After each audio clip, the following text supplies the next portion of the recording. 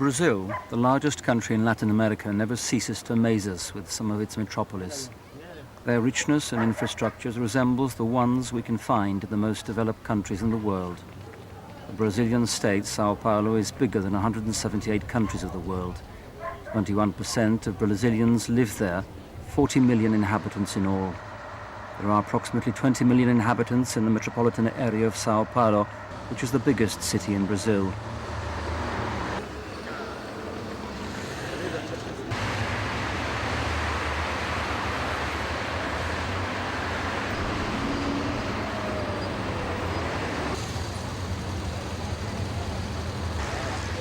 It is usual to find big cities with tens of millions of inhabitants in the less developing countries of the world.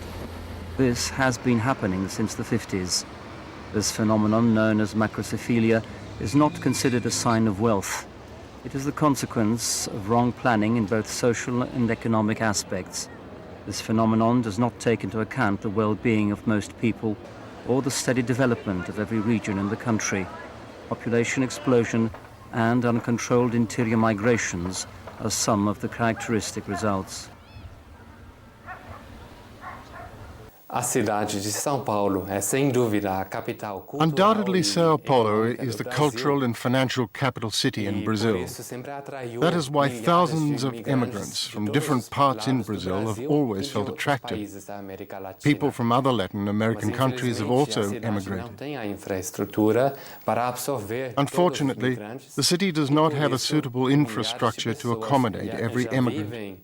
As a consequence, thousands of people live in slums, and many of them do not have a choice but work in the informal labor market to earn their living. No mercado informal de trabalho.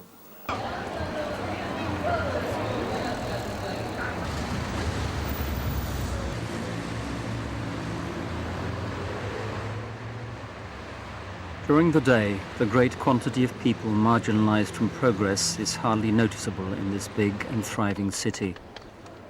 However, the view changes at night. There is a surprisingly new population. It is a very different population. People fill the streets and squares. They appear from every corner or hole where they have been seeking shelter during the day. It is the city of night inhabitants. They are street inhabitants. They are beggars and alcoholics. They are families and children from the street who belong to crime and prostitution. A crowd of human beings hiding their pain caused by failure, loneliness, and misery in the darkness of the night.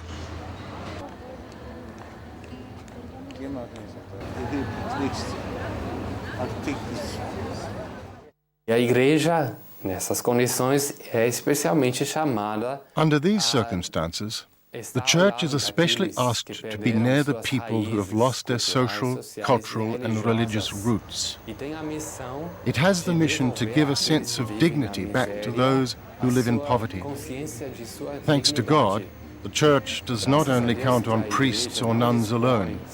We also count on an increasing number of groups of committed lay people. They form new communities.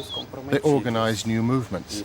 They are constantly looking for new ways of evangelization. Que encontram novas formas de evangelização.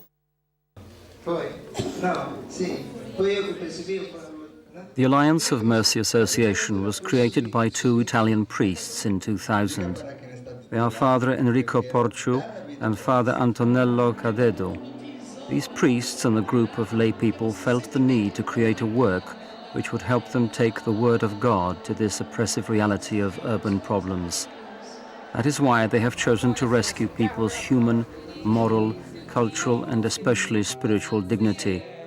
Their mission is to help people who are suffering from social exclusion. In a few years, the number of people with the vocation to be missionaries of mercy has increased. There are hundreds of people, especially young people, who have chosen the priesthood or consecrated life. They are also lay people with a full-time consecrated dedication.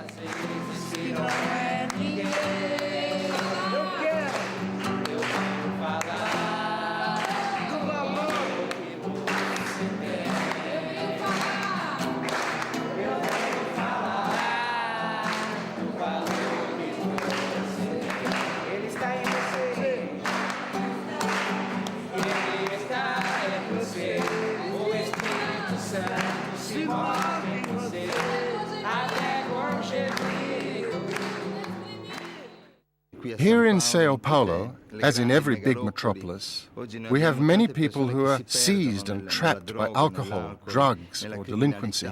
Brazil has terrifying statistics. There are 33,500 murders in a year. We have a real inner war in Brazil. We try to make people be brothers among themselves.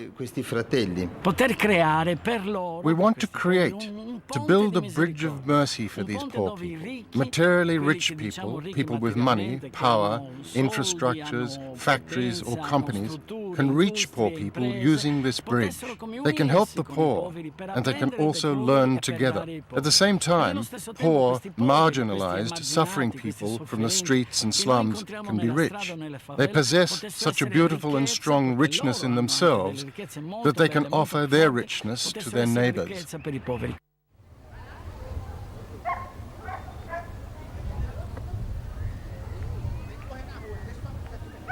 Only in slums in Sao Paulo there are more than 1 million precarious homes where approximately 6 million people live. These areas have become the domains of violent bands of drug dealers. There, robberies and assassinations are very frequent. Despite this danger, some missionaries of mercy have their homes in the slums. They have decided to share their lives with these communities. Their vocation is to serve the poor, but their top priority is simply being there. They are able to change their surroundings just by their presence. Their fraternal testimony and their deep spiritual life is a seed planted in such arid soil.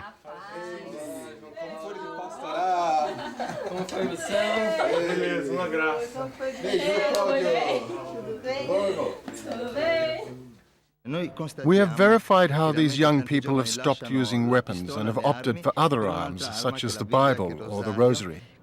Their Christian testimony is a strong experience. Some time ago, a converted boy was run into by his former friends of delinquency. They pointed their firearms at him and he said, "I haven't come here to attack anybody." They wanted to take him back to the old days of raids and delinquency. He said, "Look at my weapon. It is the Rosary now." Then one of the boys pointed at him and told him, "Let's see what you can do with your weapon." He answered them that they could kill him, but he would not change his mind. He added that he had found Christ, the only one that had given him the true life. This boy, who was ready to give his life to evangelize his friends, was poked with their elbows and thrown onto the floor. He stood up and started announcing Christ again. He was ready to offer his life for him once again.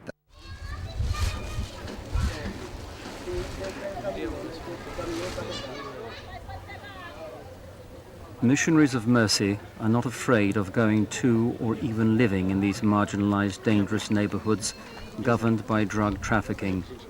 Neither the state nor any other philanthropic organization has dared come here. However, missionaries are known and respected by these people. They spread love from the divine mercy of Jesus. They attract a lot of people who seem to discover a way to recover their hopes and their sense of dignity through their devotion.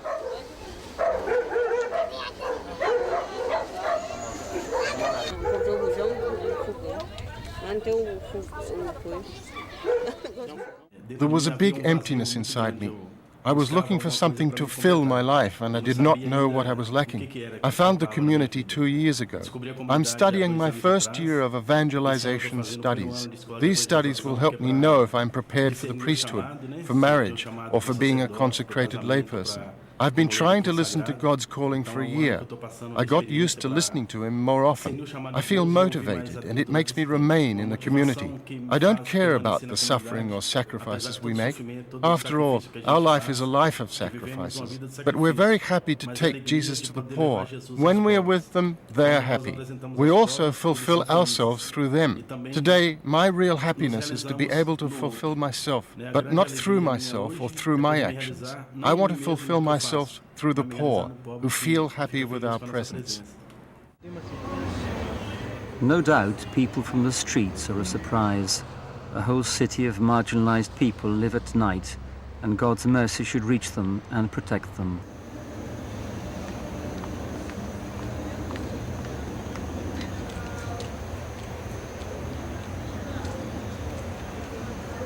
Tudo bem? Tudo bem? Tá lembrado de mim? Você lembra? Eu esqueço. O que eu lembro, guardo bem. Você tá bem? Lembra disso? Você é um ser, você é tão importante para... Missionaries are already acquainted with the squares and corners where moradores da rua meet. Sacrificing their rest hours and risking their physical integrity, they meet their unprotected brothers and sisters. They meet people who are marked by all kinds of evils.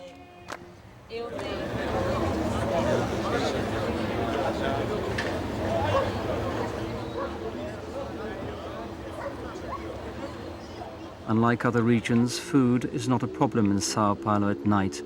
Many NGOs and the state itself supply large amounts of food. It seems as if they could really satiate these people's true hunger. That is why missionaries of mercy know that these people are hungry for the word of God. They know that they can help poor people satisfy their needs. And it is wonderful to see how many people already know them and look forward to their company, their songs, and their prayers.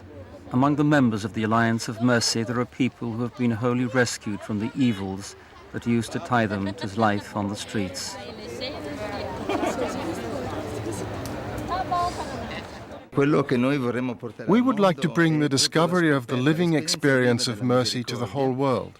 Saint Faustina was the means Jesus used to explain that the experience is able to turn great sinners into present great saints.